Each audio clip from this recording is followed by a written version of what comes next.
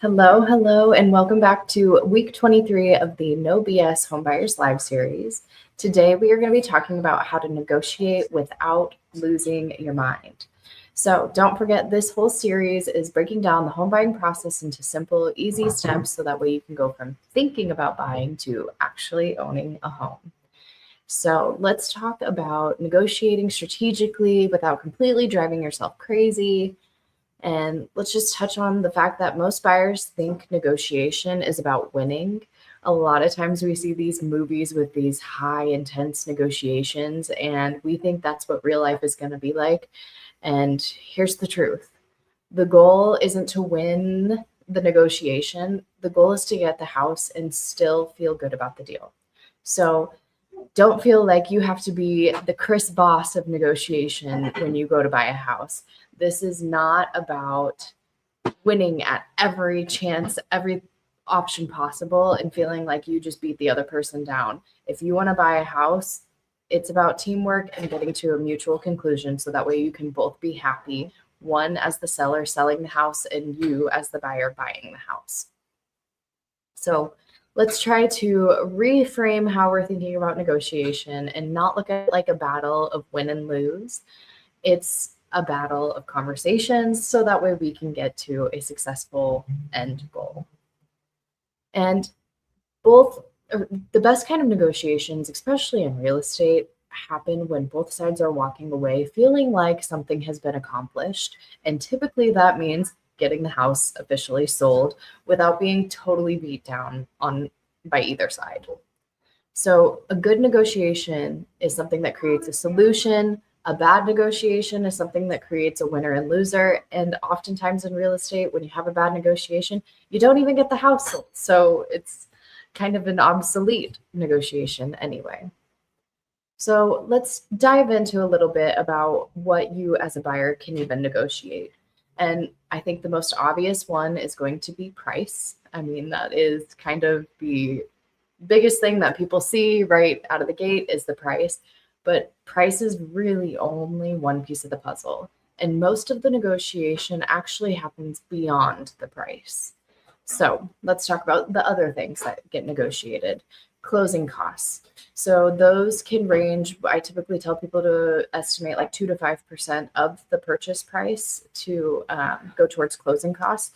And closing costs are broken down into like title fees, your down payment, taxes, insurance, and escrows, and things like that. And in most cases, and I would guess most states, it's typically 50-50 buyer seller. The seller typically has some tax and like state taxes that they're going to be paying that the buyer isn't paying. And then the buyer may have certain loan things that the seller isn't paying. But all of these closing costs can be negotiable. And so we want to make sure that when we are in a negotiation situation, we're looking at the whole picture. And you will get an estimate sheet from your realtor or your lender that has these things broken down. And so we want to be looking at the final number at the bottom because you may be paying the higher price, but if the seller's paying all of your closing costs, you're not having to bring as much money to the table.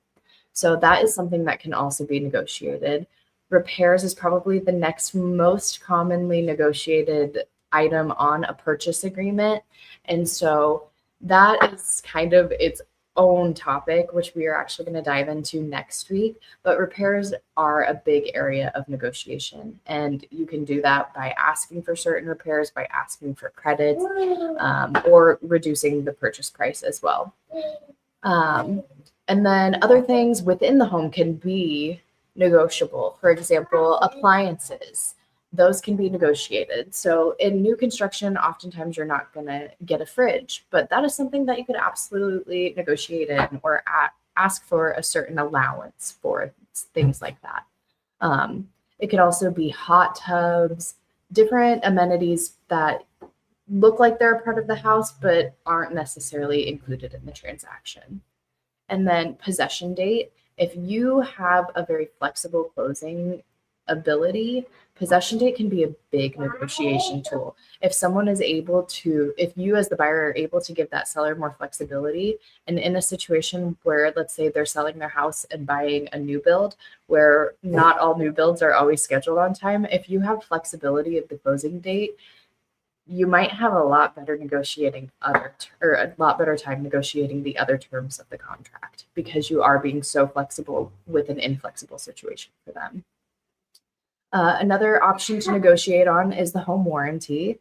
I will probably need to do a whole separate topic about home warranties because they have some nuances and different strategies behind them. But one thing with the home warranty, if you offer to purchase one as the buyer, always include the seller's coverage because that'll help cover during the inspection period, and that can make your negotiation of repairs go a little bit easier if they can only do the deductible on home warranty versus paying out of pocket, like say for a new furnace. So again, we'll touch on that more in the inspection repairs section on another day on another topic.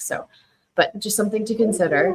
And then contingency timelines. So if you can make part of your contract more encouraging, so your contract will have typical timeline dates that are set up in there, like for the inspection contingency. That is typically, like around here, is 14 days.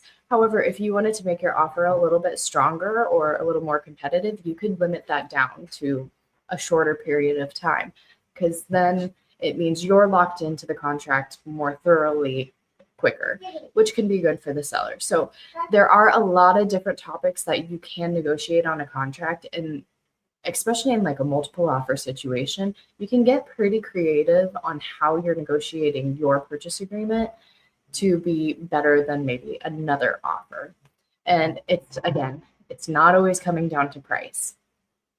Another thing that I just want to quick touch on, but probably also deserves its own topic, is escalation clauses, which is a negotiation on price. It's essentially a pre-negotiated price increase. But what it is it says, hey, I'm willing to pay up to a certain amount. Let's just use a $100,000 house that you put an offer on, and you're willing to go up to $110,000. But you're only willing to do that if another offer comes in higher than your $100,000, and you're agreeing to beat it by a certain amount, typically $1,000. So in this scenario, you put an offer in at $100,000. Offer number 2 comes in at 105, and you said, I'm going up to 110 max. Your offer would then go to 106 to beat the second offer. So that can be a pre-negotiated purchase price negotiation when you're sending in an offer. But these are all tools in your toolbox that your realtor should be able to help walk you through and suggest for you in your specific market.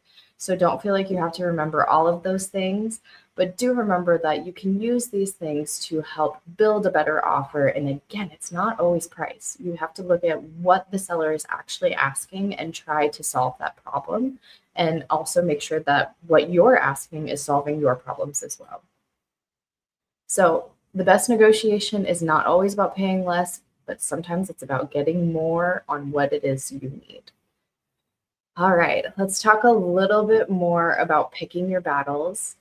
This is where buyers get emotional and kind of can get in trouble, or sometimes shoot themselves in the foot too early to where it then makes the sellers not as negotiable or nice later. So not every issue deserves a fight. You kind of have to look at the situation. You may go into a showing knowing that there's problems with the house, and sometimes it makes sense to pre-negotiate that on the contract, because if it's something that is a hard sell that you're like, I'm not interested in this house if this does not get addressed. And if you know that before the inspection, put that on your contract ahead of time. So for example, this one isn't like a super hard situation, but I have some buyers looking at a property and they put in an offer, but they pre-negotiated a credit because the house is in a little bit of a rough shape. Carpet needs redone, definitely needs cleaned. So in the offer, when we wrote in, we asked for a credit. because that would then allow the buyers to have some extra cash in their pocket to do the repairs that are needed. So we're not asking the sellers to do these things, but we're pre-negotiating that credit because they're not interested in the property unless they have a little extra cash in their pocket to be able to address those things. But we want to understand when we are negotiating, we don't want to give them a whole laundry list right at the offer, because they might be like, wow, these people are very, very needy, and we still have an inspection period. So you just have to learn what deserves a fight and at what time. And again, your realtor is going to be essential in helping you during this time, because they've seen these things happen. They've seen it from the seller's perspective. They've seen it from the buyer's perspective. So really use their expertise to kind of help guide you along during this time. But just really think about what matters to you and what is going to get you to the end purchase in a happy state. Like if you're worried about a loose doorknob, yeah, you don't probably need to worry about that. That's a very cosmetic, non-functional thing. If the basement wall is falling in, that's a very big deal, and you should probably address that right away. But we have to remember we have limited negotiation capital in these situations. So we just want to make sure that we are using our negotiation power on the things that really, really, truly matter to us. Because if we start getting nitpicky about everything, a seller is going to be like, whoa, I don't even want to get in a contract with these people because they've already asked us 50 things to do and they haven't even had an inspection. So just really remember what your end goal is and take the time to really understand what bothers you, what you can live with, and then what you know you can fix. Because that really helps us stay in tune with what we need to be negotiating. Because if everything is going to be a deal breaker, nothing is going to happen. You're going to have no deal to break. So just really try to look inward and look at the resources you have around you when you are negotiating and when you are thinking about putting in offers.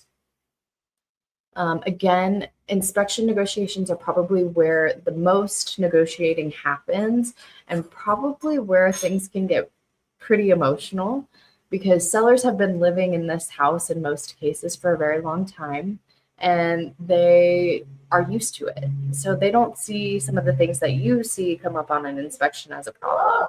So sometimes we have a bit of a clash just based off of, well, the sellers have lived with it that way, it's fine. But the buyers are like, well, I don't want to live with that. Or, that's a safety hazard. I'm sorry you've been living that way, but I don't want to live that way. So it can start to get pretty emotional here. But when we are talking inspections, we do really want to focus on safety things, because that is where, well, your safety is at risk. So that is where we really want to put an emphasis on things and functionality things. If you can't use the house the way it was designed to be used, it's probably something that needs to be addressed. But we also have to understand, as buyers, you're buying a used home. Even a brand new home, if you build new, is going to have problems. So just be aware that that's the case. It's just, you're never going to get a perfect home. And I'm sorry to break that bubble. But let's talk also a little bit more on some of the inspection things. As a buyer's agent, when I'm representing a buyer or when I'm representing a seller, honestly, I always prefer to do some sort of credit, because if you're a buyer negotiating certain things to get done, one, you don't always have the right to choose who's going to do the work. So it could be Uncle Joe, who doesn't know a dang thing about electrical, fixing the house, and then, okay, they fix the issue. I would rather just pay the contractor that I prefer and do it on my timeline. Obviously, if there's something that has to get done before closing, that's not always an option. But if you can take a credit over a fix, I would always take the credit, because then you get to manage the timelines, you get to control the quality, and you're not so worried about it getting done before closing. So just keep that as a little side note when negotiating. If you can get a credit and it works with your financing, it's typically the best option. All right, now let's talk a little bit about how to stay sane, the emotional side, and kind of mistakes I see pretty often. Probably the biggest one is people take negotiations personally. We as humans are very in tune to drama and we like to make up stories about what is going on. But we have to remember we truly don't know what the other side is experiencing. They could be going through a serious family situation where they don't have the mental capacity or mental space to, like the mental headspace to think about what you're asking. And they're like, they might be just so checked out that, it may come off rude, but really they're just having a hard time with their family. And you don't know that. And their response may have upset you and you're taking it really personally and kind of painting a bad picture of people in your mind. It's just really better to remember what the end goal is, to buy the house. Once you buy the house from these people, you don't have to deal with them anymore. So really do your best not to take negotiations personally or make up backstories in your head about why they are or aren't doing this. Again, this isn't a movie. We don't have to get too dramatic about things. We just have to remember what our end goal is. And then also, if you get a counter offer to your offer, don't get angry. That's good. It's opening conversations. We're talking about getting something under contract. That's a good thing. There are reasons people ask for certain things, and there are reasons that you can or cannot accept them, and that's okay. We don't have to know all the dirty details, but if you get a counter offer, don't be surprised. Don't be upset. That's good. That's a conversation opener. And then kind of going along with all of these is assuming that the seller is being unreasonable. Sometimes we do have some unreasonable sellers, and that is what their realtor is there to help coach them through, and they get to be the bearer of bad news. You as the buyer don't need to be that. We don't need to set ourselves up for the emotional headbutting. Let the agents handle the emotions and the background stuff. You just remember what your end goal is, and please don't assume the worst out of everyone. And then another hard one that people get really caught up on negotiations is just falling in love with like the outcome. Like they've sent over an offer and a solution and they're like, oh, this is the greatest thing in the world. And then the sellers are like, I actually don't like that at all. So no, here's my counter. Don't fall in love with only one solution. There are many solutions to problems in real estate. So be open-minded, understanding, and yeah, sometimes we got to get creative, but don't get your heart set on those because then it can upset you later. But just always remember, counter offering is a negotiation. It's not conflict. It's not a battle. It's a conversation, and we want a conversation so that way we can get to the end goal of buying a house. But a little bit about the mindset. The people who survive the negotiations the best are really the people that are staying flexible, open-minded, and understanding towards the other party. So the biggest thing is just asking, what is your goal? If your goal is to get a house that you feel comfortable with, congratulations, that is winning a negotiation. Just because you didn't winning, I wanted $2,000 back. I won that. Well, then you get to inspections and the sellers say, heck no, I gave you $2,000. You get nothing beyond that. Did you really win? It becomes a toss-up. So remember the end goal. Your goal is to get your home, protect your finances, manage the risk of buying a home. And if we can achieve that, we're doing great. But negotiation isn't about proving a point. It is about achieving a goal and everyone being mutually happy together.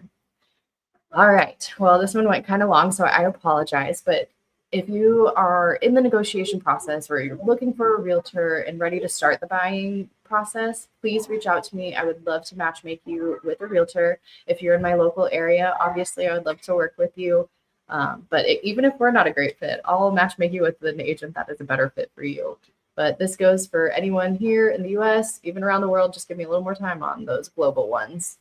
But next week, we are going to be diving, let me double check, but I believe we're going to be diving into the inspections and doing a bit more of a deep dive on the very nuanced process of inspections and some tips and tricks that I have seen while I've been in the industry. So as you know, this is the No BS Homebuyers Live series where we are breaking down the home buying process into simple, no BS steps to get you from thinking about owning to actually buying.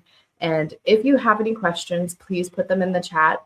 Otherwise, I am going to head out and let you get on with your day. But thank you so much for tuning in, and I will see you next week for week 24.